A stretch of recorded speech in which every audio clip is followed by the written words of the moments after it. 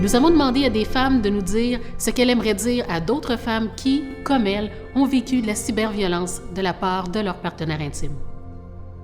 Ce que t'as vécu, c'est pas normal. Même si ton copain te dit que ça l'est pas. C'est pas une preuve d'amour, c'est du contrôle. Et c'est sûr que ça fait peur de penser à la séparation, sauf que y a toute une vie après ça. Beaucoup plus belle, d'ailleurs. Perds pas espoir. Oublie pas que tu n'es pas seul. Parle-en à des gens en qui tu as confiance et qui sont là pour toi. Il n'y a pas de honte à vivre une situation comme ça. Personne mérite de vivre ça.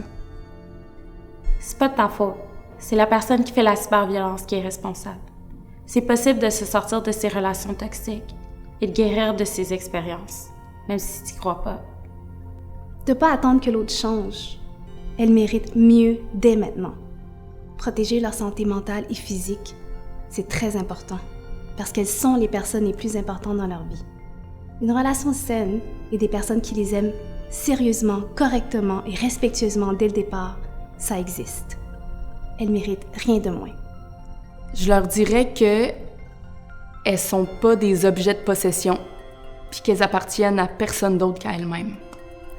Puis aussi que une des meilleures façons de se reconstruire l'estime de soi après des expériences comme ça, c'est de s'entourer de personnes qui font se sentir bien, puis qui leur reflètent une image positive d'elles-mêmes. Tu n'es pas seul.